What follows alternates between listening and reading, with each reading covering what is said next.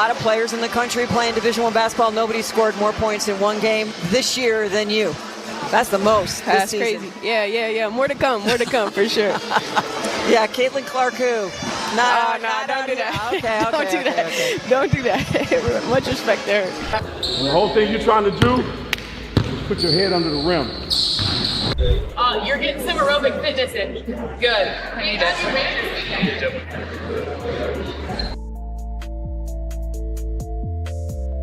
What if the next big thing in women's basketball is already on the verge of losing it all? Juju Watkins was supposed to be untouchable, a prodigy, with the skills, swagger, and drive to dominate the game for years. But just when her star was burning brightest, a storm rolled in, threatening to snuff it out. This isn't your typical rise and fall tale. It's a wild ride through talent, rivalry, and a twist of fate that's got everyone talking. Ann Myers, the great Ann Myers, said one thing: enjoy it. Don't lose sight of the fun. Now, it was easy for me to embrace that and grasp that because I didn't have the social media like you do. I didn't have everybody coming out of the woodwork and the tags and the money and everything else and those attractions, and the lights were always bright. And in the back of my mind, I was wondering, and I've always wanted to ask you, is where is your quiet time? Where this is Juju's time. Back in Los Angeles, Juju Watkins wasn't just a high school standout, she was a legend in the making. At Sierra Canyon, she turned heads with jaw-dropping performances, dropping 30, 40, even 50 points like it was nothing. Her game was a highlight reel on steroids, step-back threes, fearless drives, and defensive plays that left opponents scrambling. Every major program in the country wanted her, but she didn't chase the easy path. She stayed home, picking USC, a program that hadn't seen glory in decades. It was a gutsy move, the kind of choice that screams confidence. The plan? Bring a sleeping giant back to life. And for a while, it looked like she'd do just that. But the spotlight she craved was about to get a lot more crowded. Juju, congratulations on a heck of a performance. So much on the line in this rivalry game. What was the mindset you guys brought into this game that allowed you to be successful? I think teamwork. Everybody scored. Everybody made a positive effect on the game. So. You're really trying to challenge me with the flash. I like it.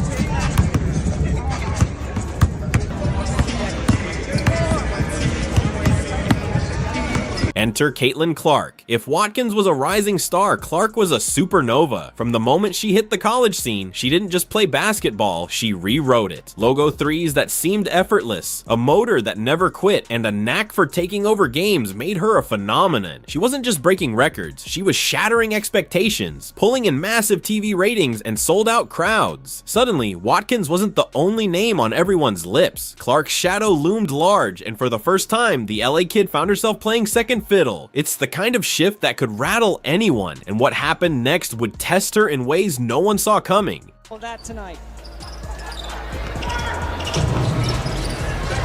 Here is Clark. She will launch and bury a three. When she comes off that pin down action, gets her feet. Able to secure defensive boards. LSU, an outstanding offensive rebounding team. Clark connects.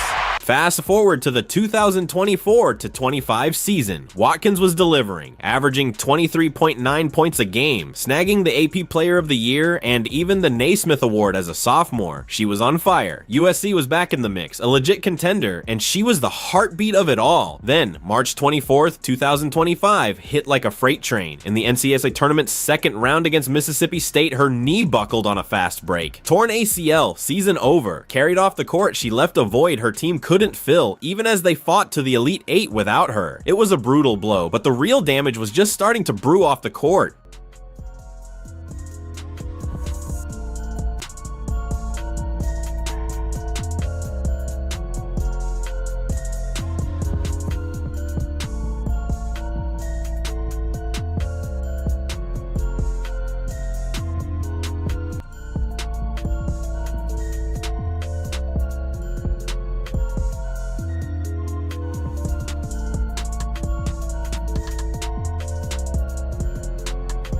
Whispers started swirling, and they weren't about her injury. People began pointing to her attitude. For months, the comparisons to Clark had been relentless. Every stat line, every highlight pitted against the Iowa sensation, but instead of brushing it off, Watkins seemed to let it fester. Post-game interviews turned tense. Her body language shifted, sharp responses, a flicker of frustration when Clark's name came up. Fans and analysts latched onto it, painting a picture of jealousy. Was she bitter about Clark's success? Did she resent being measured against someone rewriting the game? The narrative took hold fast, and it wasn't pretty, but that wasn't the whole story.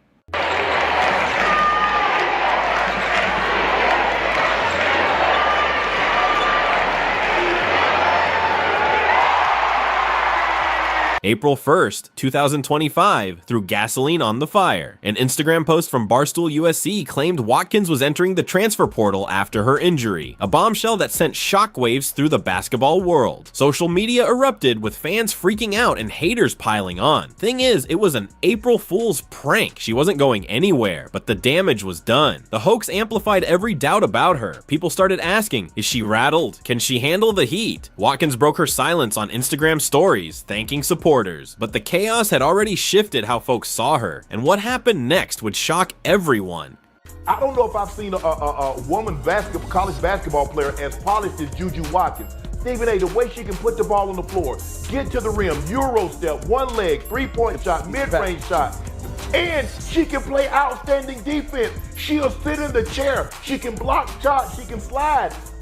Stephen A., she is as polished as a basketball player as that we've seen at the women's level.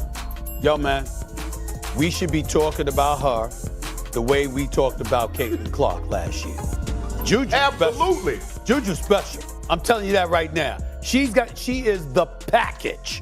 And she's gonna be special. Here's where it gets dicey. Watkins wasn't just a baller, she was a brand. With over 20 NIL deals, from Nike to Gatorade to State Farm, she was raking it in, leading all female NCAA athletes in endorsements. Her marketability was through the roof, a testament to her talent and charisma. But that jealousy narrative, it started chipping away at her shine. Sponsors love winners, sure, but they crave stability, someone who can handle the spotlight without cracking. Clips of her rolling her eyes in press conferences, the viral frustration, it all fed a storyline that she might not be the sure bet everyone thought. Clark, meanwhile, kept cashing in, her charm and poise locking down deals left and right. For Watkins, the stakes were suddenly higher than ever.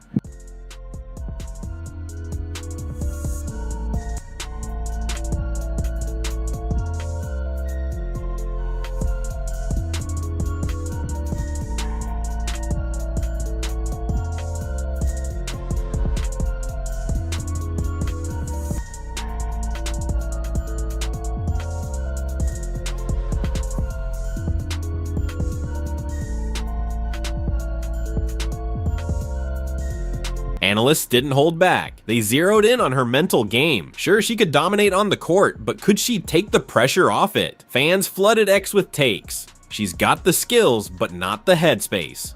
Clark's in a league of her own. Juju can't deal. Her injury gave her a pass for the season, but the chatter didn't stop. Some wondered if she'd lost that killer instinct. Others speculated she might redshirt next year, taking time to heal and reset. The basketball world respects talent, but it demands toughness. And right now, Watkins was under a microscope, with every move dissected for signs of weakness. Well, speaking of DeMar, I spoke to him last night, and I said that I was going to be interviewing you this morning, and I asked him to tell me what makes you special, and this is what he said, okay?